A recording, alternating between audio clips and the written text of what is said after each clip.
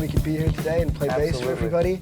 Absolutely. It's so absolutely, positively wonderful that we could play.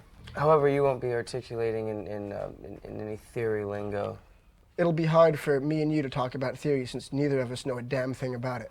Right, which is why it's good that I should be interviewing you on this occasion. Yeah, but see, we know about a lot more other cosmic things that are floating around in the universe and in this very room today, things that are circling around, that hopefully we'll be able to be vehicles for these things and let them come pouring through our nostrils today. I think what you and Chad did earlier was very guttural. It was good. Well, you know, with Chad and I were just jamming earlier. This is a spontaneous jam thing, and this is the type of thing, and that's what my playing is all about as a bass player, is just about jamming. So whatever the vibe is in the room, or whatever, if I'm like upset because somebody hurt my feelings, or if, you know, I'm thinking about the Makeup Girls or something like that, then it might completely change what I play that day or that minute. So, you know, everybody knows that that jam that we just did is very spontaneous. And jams, sometimes when you jam spontaneously, sometimes it's going to be an amazing, genius, cosmic, beautiful, liquid, you know, a comet with funk warts on it falling from the heavens. And sometimes you could just have a head like a stale marshmallow that somebody left out, you know, that was, you know, that didn't even never made it to a stick to be roasted in a barbecue. Was your father a musician? Well, not my real father, but my stepfather. Right. Who raised me was the first person to really expose me to the true magic of music.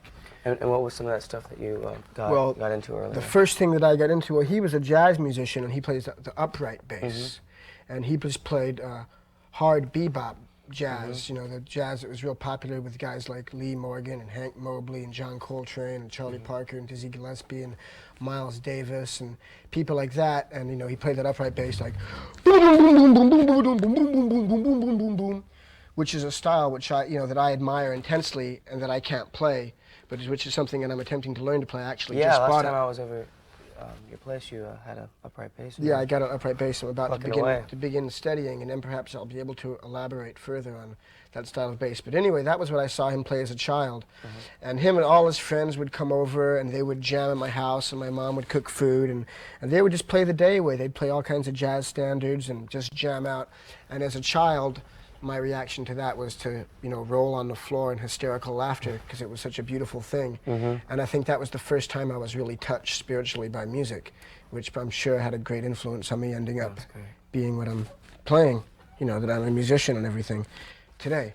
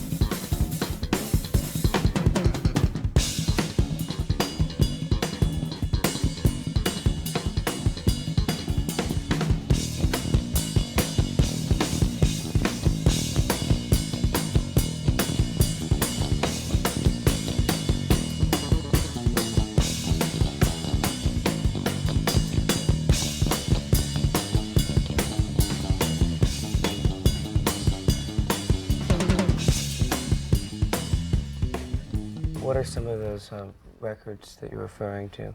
The first record that I ever got, which was Louis Armstrong and the Hot Five.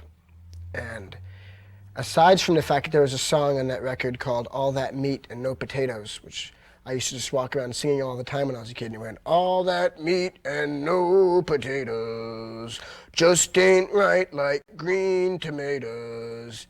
It had Louis Armstrong, who was probably the greatest musician that ever lived. And I remember I have this distinct memory of when I was, when I first started playing the trumpet, before I started playing the bass. And of course I wanted to be as cool as Louis Armstrong, and still my whole life is based on one day perhaps, approaching the level of cool of Louis Armstrong and, aging with grace and dignity like he did. But this old guy said to me, this real old guy, and I was playing the trumpet and I thought I was pretty hot, and he goes, let me tell you one thing. He goes, lots of cats, they play high, they play fast, they play with all kinds of technique. You see these guys, they can play every trick in the book and every lick in the book, but no one ever played music like Louis Armstrong. And he was completely right. And that was, a big important thing for me. And that was the first record I ever had. And then from then on, I just started getting all kinds of records. And in that he's just so absolute. In that every note is just pure, beautiful music. The thing, a great musician plays one note, and it's a beautiful thing. And one note implies that if he wanted to, he could play 10 billion notes. But, just one simple note is a beautiful thing. Right. One time a friend of mine went to go see Thelonious Monk play, the great pianist Thelonious Monk, and he was playing Carnegie Hall, which is really a prestigious gig for a jazz musician.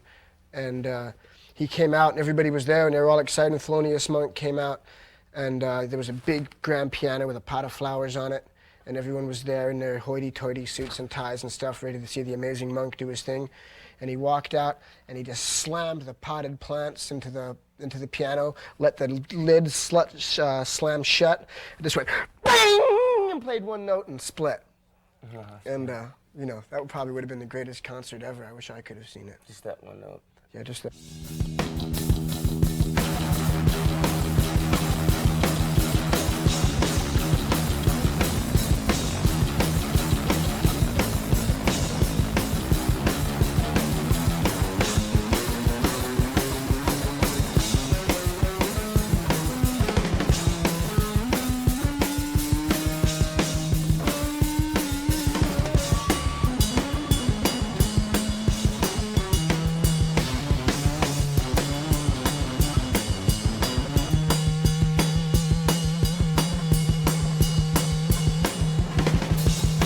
When I was a kid and I had my first bass, I wanted to be like Jaco Pastorius, so I ruined my first bass because I ripped out all the frets somehow and tried to sand it, and I just wrecked like a complete bass, and I didn't have a bass.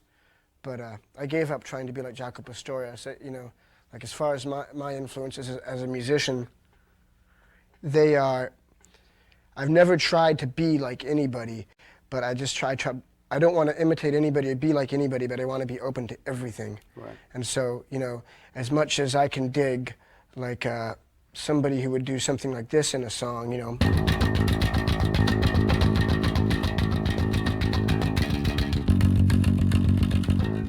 which is the simplest, most Punk amazing rock. thing, punk rock. I can dig something really complex, like. And there's all kinds of, I'm kind of being awkward, but what I'm trying to say is that I just love everything that has any soul in it, whether it's the simplest punk rock thing or the most complex jazz thing or the deepest, dirtiest, greasiest funk thing. What kind of equipment do you condone and use in your... Well, I love this Music Man bass because it's a nice, simple bass, and it feels really good. And for, doing the thump thing, the funk thing, this action.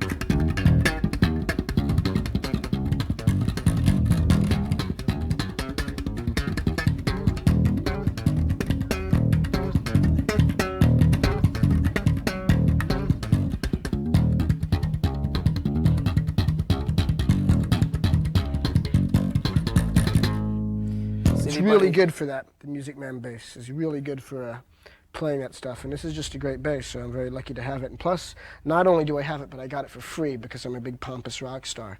And the richer you get, then they start giving you stuff for free, like you really need it, right? Isn't that weird?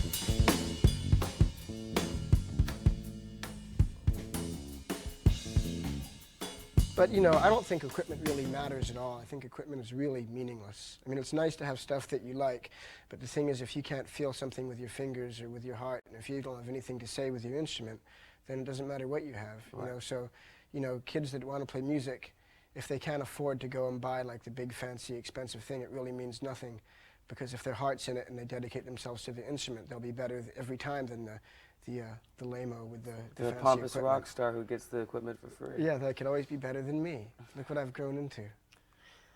Has anyone ever told you that you sucked? Yes, people have told me that I suck before. How did you But feel? I think people should tell me that I suck more often. Well, I'll tell you that. I just told you that now in a roundabout way. Yeah, yeah. But the thing is, like, everything in life relates to music. So if someone told me I sucked, like in some other way, it would be just like I sucked in music, like, you know. So, you know, like the first time I did I did karate when I was a kid, and I went to do a flying side kick to break this board, and I fell flat on my face. I did it about 3 times in a row in front of all these Boy Scouts at a Boy Scout jamboree. I was really upset.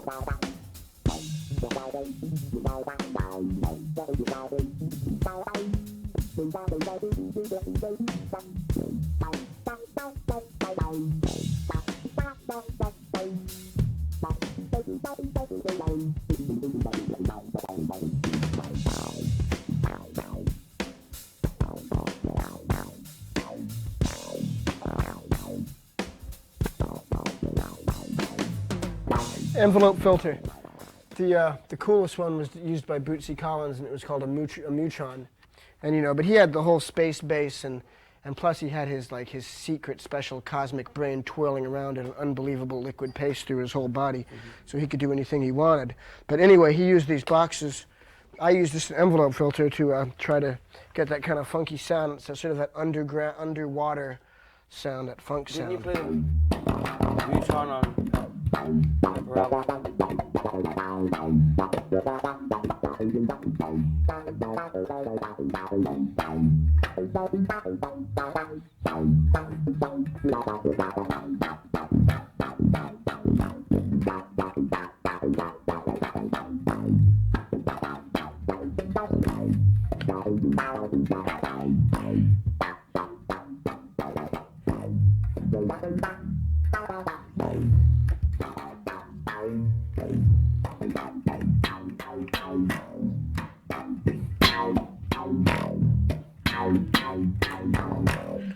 So that's what happens when you press on that thing, the envelope filter. It's a funky thing. So, what you were just You have to be doing there- loyal to the funk, though. If you're going to play funk, you have to be completely loyal to the funk. If you ever water down your funk, then you might as well not play. And if you're going to play at all, you have to listen more than you play, because if you just play, you can play, you'd be the coolest guy in the world. You know, you can play like faster than Al Di Meola and do it with only one pinky. And if you don't listen to what's going on around you, then you know you might as well just shut up. A little philosophy there. Mm-hmm. What you're doing here is stream of consciousness. It's improvisation. That's all I know how to do is improvisation, because I can't read music at all. Understood. And I don't know anything about, you know, all the letters and the numbers and stuff. So all I can do is spontaneously improvise and.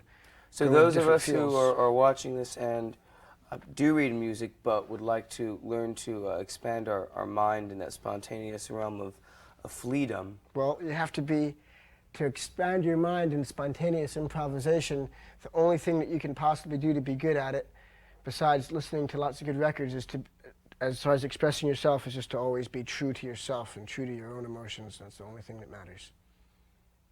And of course, being you know, absolute and on top of it and listening just, to you what's know, happening. being direct with yourself and laying your naked emotions on the table for everyone to make fun of, or admire, or do whatever they do. But you Right. got to put it out there.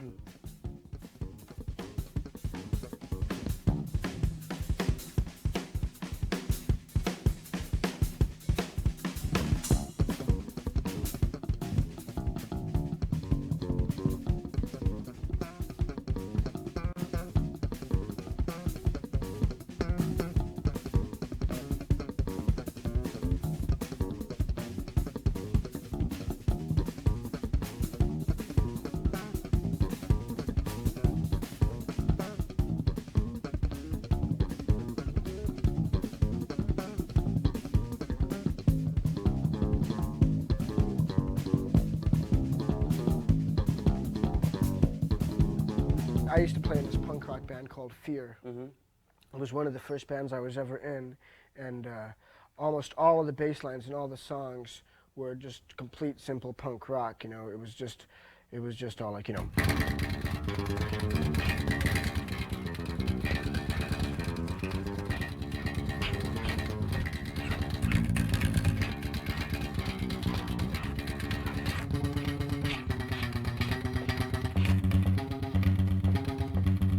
Hey!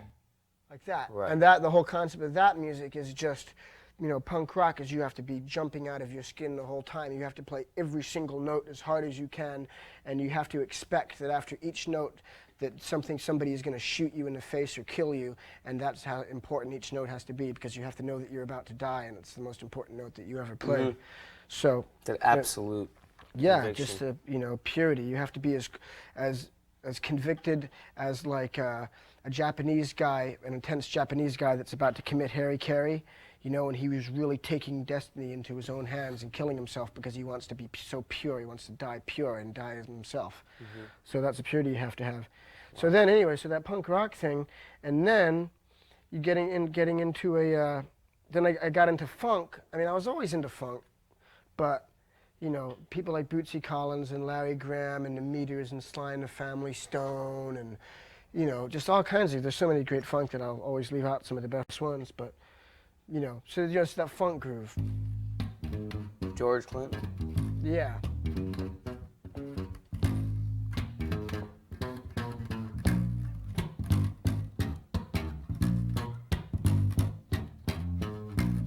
And then, and you know, and the people playing funk were doing the thumb and this deal, slapping, popping and slapping as it is called. And anyway, so where I kind of put my twist on things, you know, not like in a contrived way of thinking about it or anything, was that I was into both of these things so much that I did my own style of the thing, of, you know, just thumping it and attacking it with, you know, very viciously and with all of my might. And, you know, and lots of Chili Peppers songs, you know, where I did bass lines like that, like on the one Skinny Sweaty Man, where it's like, or Black Eyed Blonde.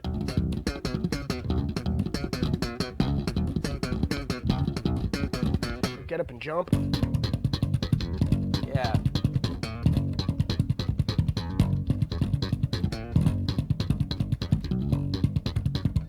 You know, and there's probably a bunch of other ones too.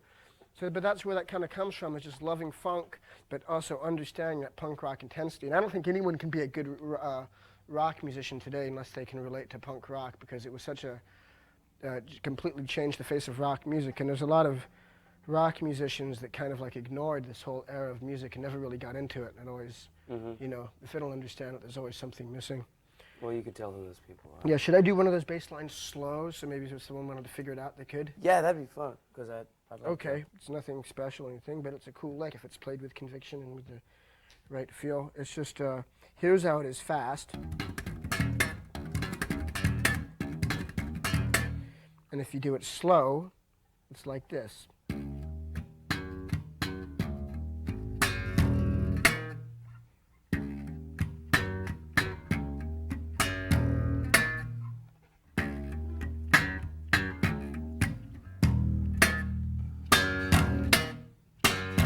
So that's how that goes.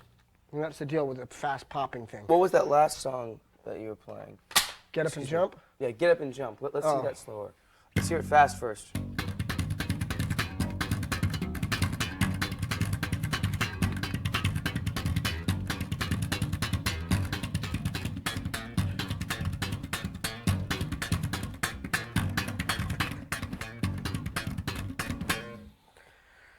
And the slow, it's like this.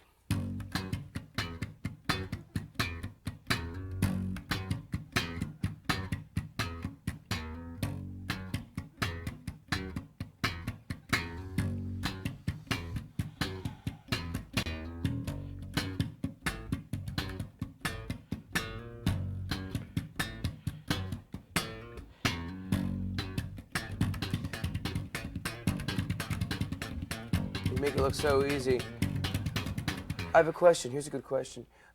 Do you write, for instance, that Get Up and Jump, did you write that slow and then No. just sped it up? No, well, I don't actually write anything because I don't do any writing. I just come up with grooves. But no, I just started doing it. I just did it fast, and it sounded good. It's something that me and Hillel used to do, you know, who was such a huge influence on me. Hillel Slovak, who basically gave me my whole insight into the string instrument, playing the bass. He was so important.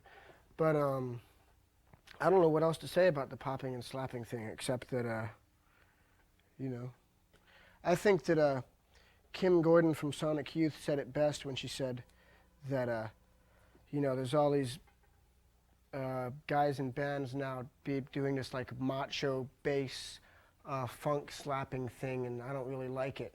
And I have to kind of agree with her. I think it's kind of getting played out, you know, and instead of being like an art form, it's kind of becoming a macho jock thing. And, you know, that's pretty an insensitive, lame way to be. You know, Yeah. not that sports is always about macho jockism, because sports are beautiful art forms, but, you know, as far as the bass playing itself, you know, it can be a lot It's of... kind of exploited. The main thing to remember is when you're doing this,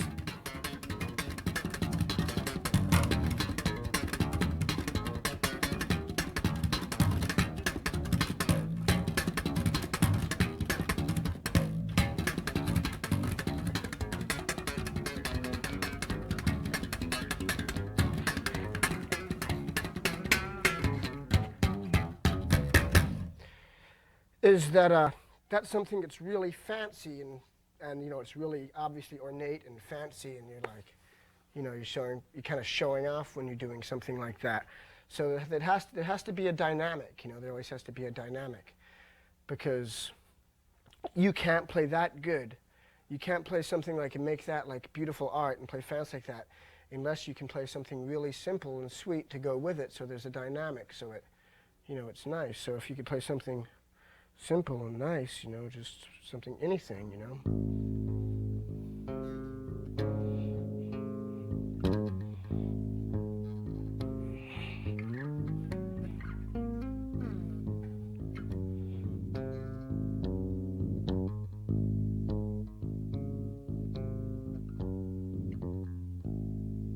If you can't play something simple and beautiful next to something hard and fast, then neither of them, you know, will ever have the full impact that they should have, and neither of them can ever stand up and be their thing. And so, anyway, to be fancy like that, and to be a bass player, you know, you have to make sure that you're not a victim of a guy who's all flash and no smash. Mm-hmm. Because to be all flash and no smash is to you know, to not be a good musician.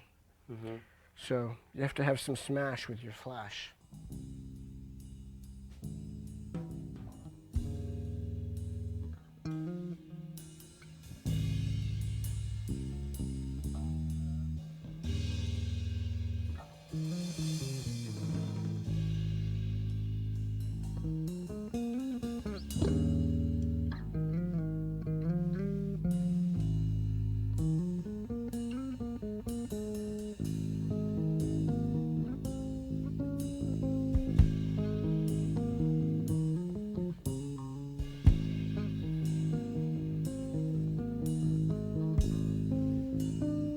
To do a Red Hot Chili Peppers concert, for me, you know, it's such a physical thing.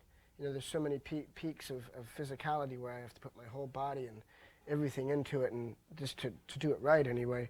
And so I need to get the physical thing happening and get my muscles and everything really warmed up. So what I do is I just do these exercises that just get me warm, and I was taught to do exercises by Spit Sticks, who was the drummer in Fear, who taught me that it's really good to warm up, and then you can play hard and fast for a long time and not cramp up or get tired or whatever. So I just do really simple things to warm up. I start real slow, And I just do these major scales. Do, re, mi, fa, sol, la, ti, do. I just go up the neck doing that. And then I do chromatic ones like this. But I start even slower than I'm going now. I start real slow, you know, just up the neck. You've already done this today. I did it a little bit today before we started, but not a lot because I'm not really playing a gig or anything. So anyway, so I do that, and then I do a popping thing to warm up, which is how I figured out how to slap and pop. Was the first thing I figured out how to do was to do the E octave like this. Right. That was the first thing I ever figured out, and then I started going.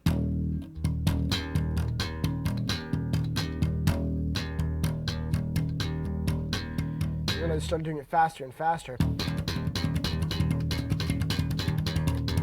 Anyway, so what I do to warm up, I go like this, up and down my neck.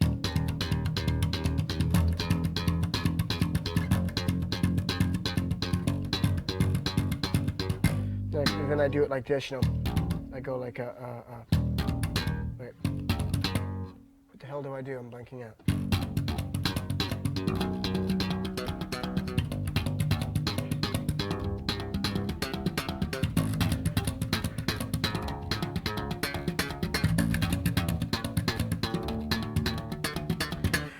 And so I do the warm-ups, you know, and I start playing slow, and I just get harder and harder, and I do it for about 45 minutes. And then I'm really warmed up, and I feel like then I don't have to worry about the physical aspect of playing getting in the way of whatever I want to do. Can I see that particular pattern again? It's the right hand slower. Or the right so hand. It's that they can...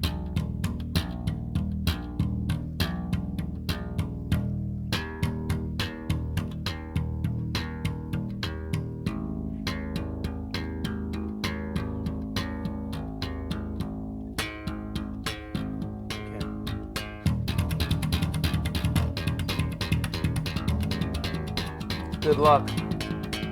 It's really easy, you know. It's really a simple thing. It just kind of looks fancy, and you know, sometimes it sounds good, and sometimes you sound like an overindulgent jerk. You just have to know when to do it. Takes a lot of practice and hard work, but like you say, it's easy. Yeah, but I mean, you know, nothing that you play can ever be. You could never play a single note that's good if you don't have lots of love in your heart for things that are pure and beautiful.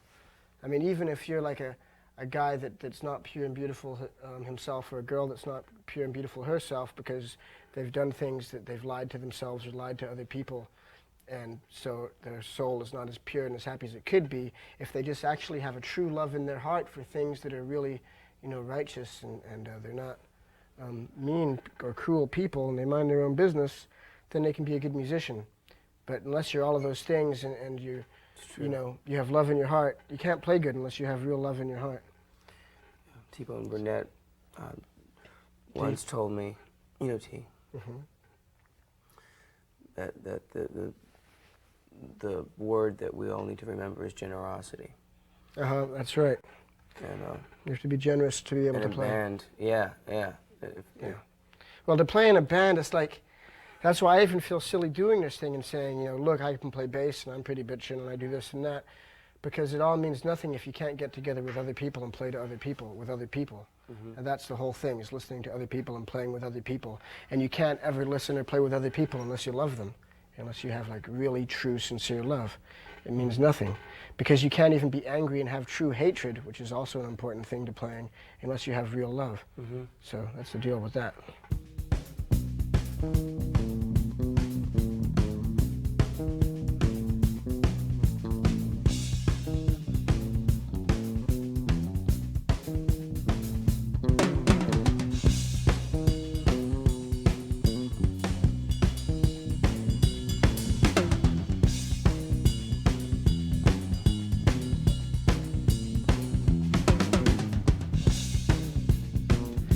The only time that I ever play with a pick is if I have a pick in my hand. And I don't have one now, so I can't play with one. But if you have a pick, you just go like that. If you have fingers, you go like that. I mean, the only time I ever used a pick was when I was playing in Fear, and they told me I absolutely had to play with a pick. And I had to play all downstrokes and go like this. No You upstrokes. know? No, you weren't allowed to do upstrokes. That was considered wimpy in punk rock. Really? Or in the fear style of punk rock. If you went like this, like if you had a line to go bibba dibba dibba dibba dibba and you went like this, you were, not cool. But if you went like this until your penis popped off, I can't even do it now. I used to play it all the time. Then you're cool because then you separate every note. That all the note when you go up and down, you're like ba ba ba ba ba ba ba. But if you go all straight, all downstrokes, then you go ba ba ba dig dig dig dig dig dig dig dig Yeah. dig dig dig dig. So, but I really don't use a pick unless I have to. Like sometimes I use it to do this. Once in a while. What did I use it for? A thing that was really cool, and I probably can't even remember it. It was just like a.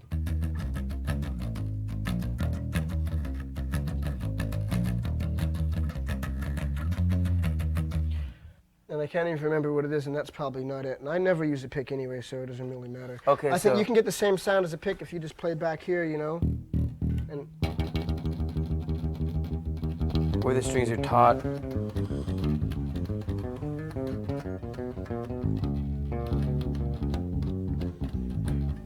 I have to admit, I do like the sound of a good hard pick on a bass every. yeah, I Once mean, in a while, so it's a lot of my awesome. favorite bass players use the picks, use picks. I mean, there's certain people like I think the guy in Fugazi, Joe Lally, who's such a great bass player.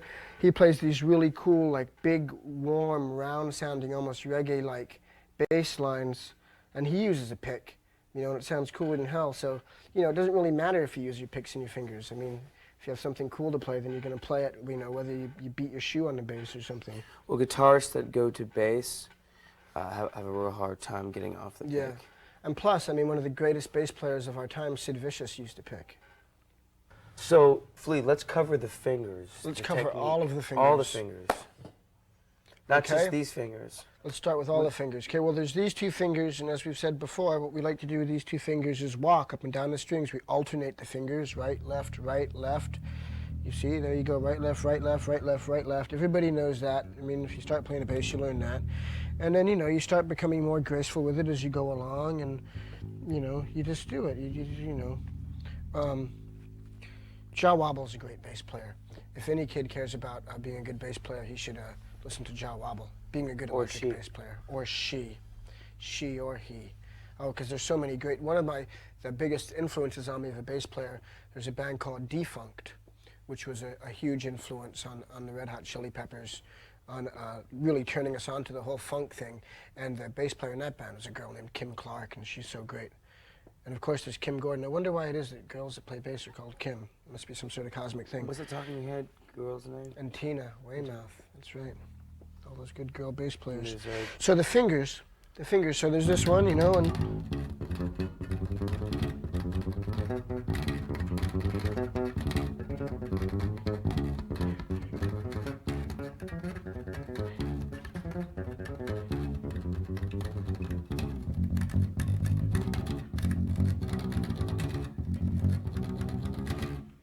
Are there any exceptions where, would you ever go, is it always left, right, left, right? I always do it left, right, because it seems to be the most convenient way to do it, and it's just the way I always do it. I don't know. But I mean, I'm sure there's other ways to do it. Like I say, some people use all their fingers. And another thing is to use you can use your thumb, which I do once in a while. I'll be like, use my thumb and these fingers, and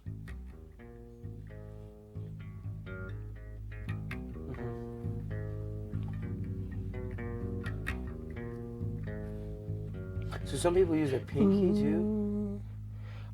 probably. They probably do use their pinky. But some guys are just so slick when they use all three fingers, and they can just go whenever they want. The These dude crazy Fishbone. guys. Fishbone?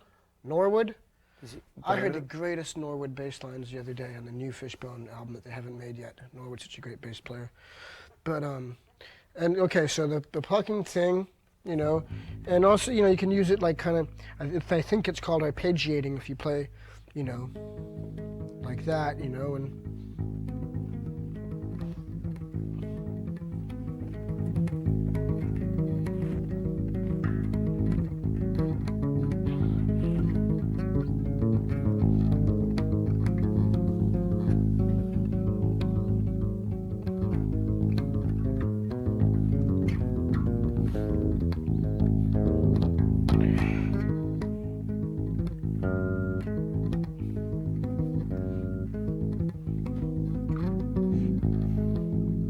something like that.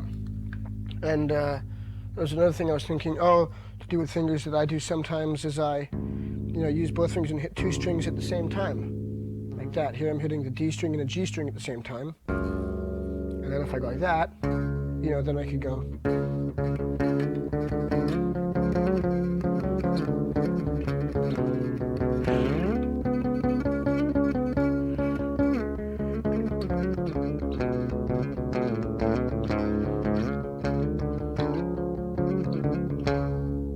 See, I don't know, that's some kind of Indian or something kind of Middle Eastern mode or something or other. But, I'm just hitting 2 strings there and using the open string.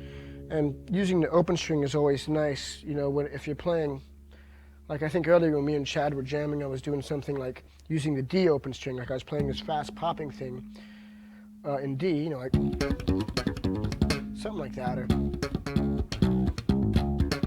And if you hit, and so you know that I'm playing in the key of D, so that whole D open string, you can always kind of slip it in there and just, pull off the open string like.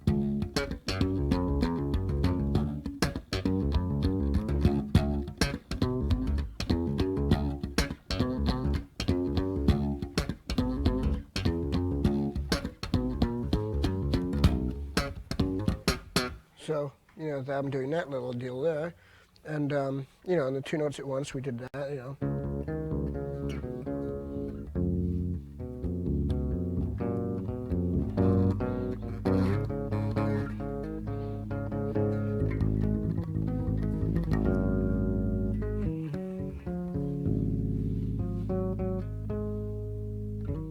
Feels good. Sounds good. Yeah. Now let's address your left hand. The left hand is pretty simple. I mean, there's the exercises to make it stronger and stuff, and you just press down on the bass there.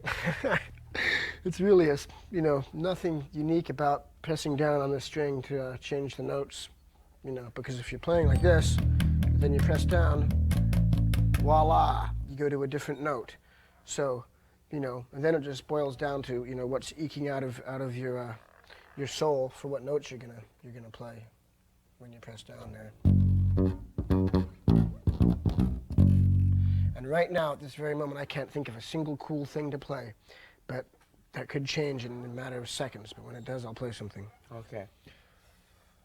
The fingers, is there any other aspects of the fingers? There's something I also like to do with my thumb sometimes is, I'll be playing with a,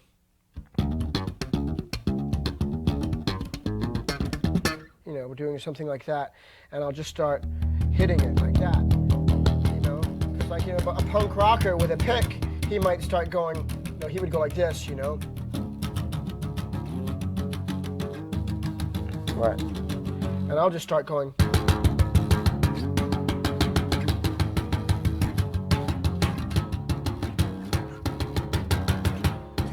And just hit it, and you could either hit 1 string with your thumb like that, or you could hit 2 strings, or 3 strings, or 4 strings. But so, that's another way you can just hit it, or you can even just hit it with your hand, Right. The attack then is really on the release. It's about, you won't get that sound out until it's the release. Yeah, well, you got to hit it, and you just got to hit it. I mean, if you just keep your hand there, then you're going to be really crazy, and you're going to go. Exactly. But that's a great sound in itself. It is indeed. I could sit there all day and just go like this.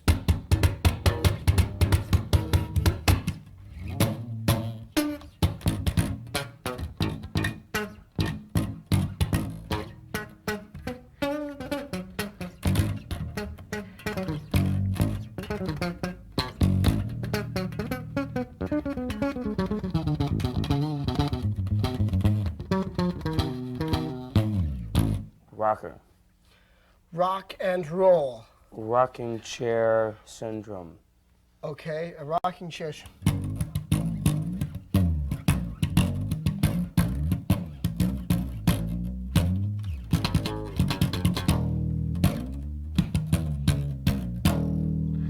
Dump truck.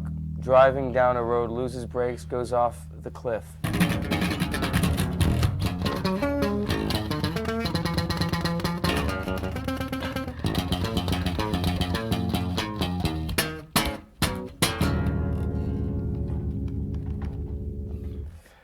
Manic woman tripping on the umbrella.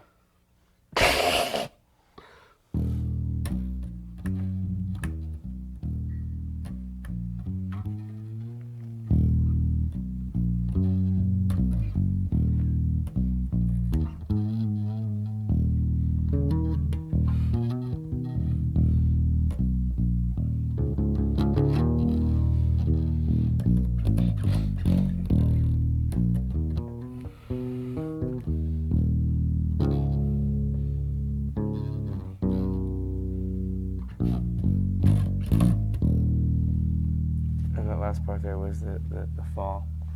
That was just the solemn, manic woman just tripping on her umbrella. Okay. Clara goes to see the ducks at the pond.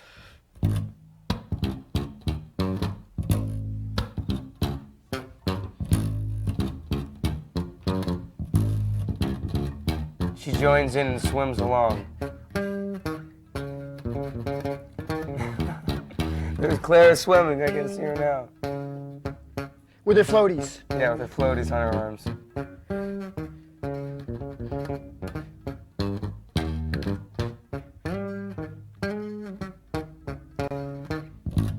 Clara going to the tattoo shop to get a tat like her daddy's. Oh no! She wouldn't go. She doesn't want one. Too young. Yeah. But you want a tattoo fashioned after one of her drawings. Yeah, because she's such a great artist. If I could ever approach, see, little kids, I just love little kids, and little kids are the best musicians and the best dancers and the best writers, performers, drawers, because, you know, they're not thinking about worrying about what anyone's going to think about it. They're just going straight for the expression. So, you know, the best thing a musician can be is a little kid.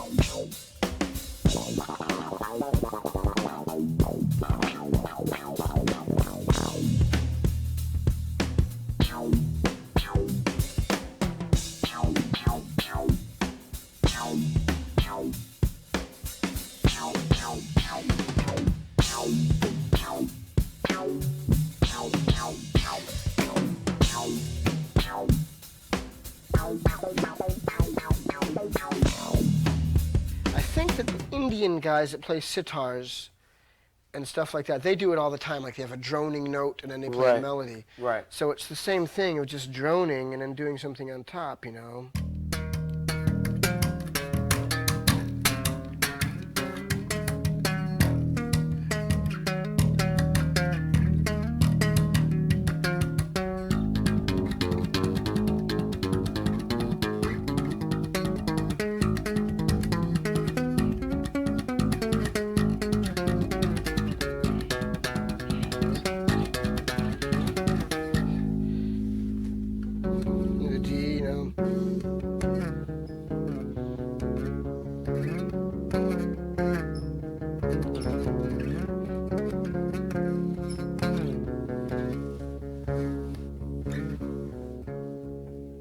That. Sounds good. The droning note. The one note is always droning.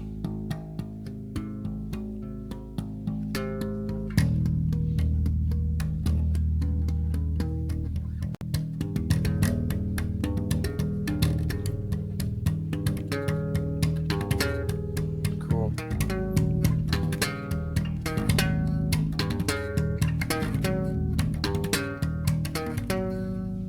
Nice. I like that. Thank you. I like that syncopation a lot.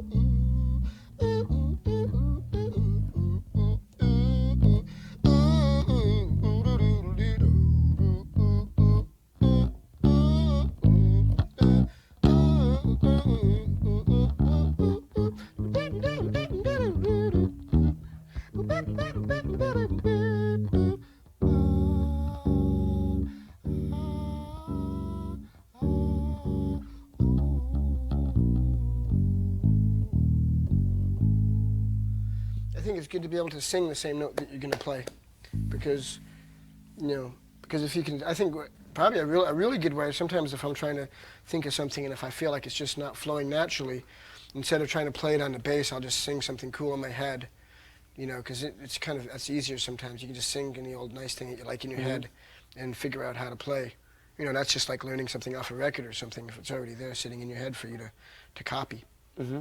Elaborate on how you achieve synchronicity with a fellow musician, specifically, let's say a drummer, because it's so rhythmically Well, I mean, first based. you just have to, for me to play with a drummer, I have to just listen to the guy and instead of like the best way to come into a jam with any other musician, but in this case we're talking about a drummer, is not coming in with, unless it's a situation where you have something written and you want him to play it. If you're going to jam, which is what I usually do when I play, unless I'm doing a show and playing songs that are pre-programmed, with room for improvisation in them, the main thing is just not to come in with an attitude of you already know what you're going to do. You have to come in and be open and listen to what's happening in order to fully, create the telepathy that you need to have with another musician in order to improvise with him. And if you're me and you're jamming like me, if you were me, you're pretty ignorant about a lot of things about music and you don't know a lot about chord changes and stuff like that. So you just kind of jam on modally and you just do what you can,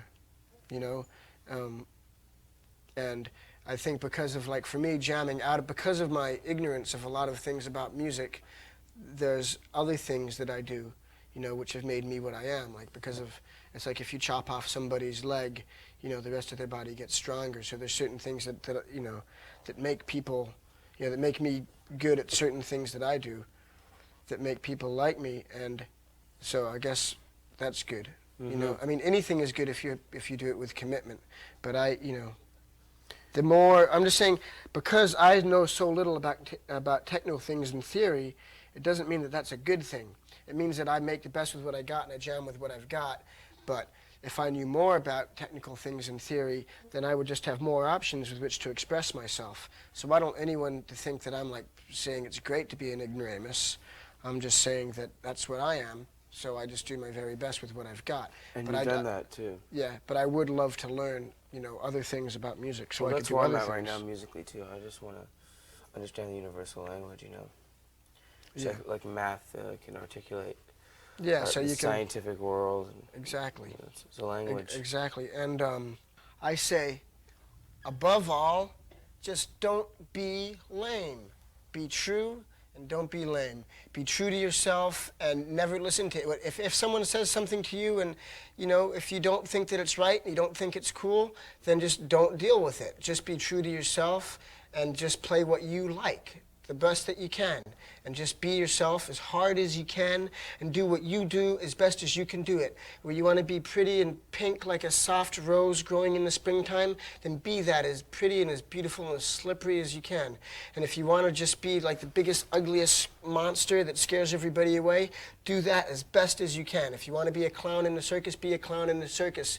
If you want to be an upright golden statue of liberty, then be an upright golden statue of liberty. But just do whatever it is that you do and be true to yourself and be yourself and just play your hardest and your best and always just play every note like it's your last, is what I have to say. And just really care. And if you really care, then you'll get somewhere.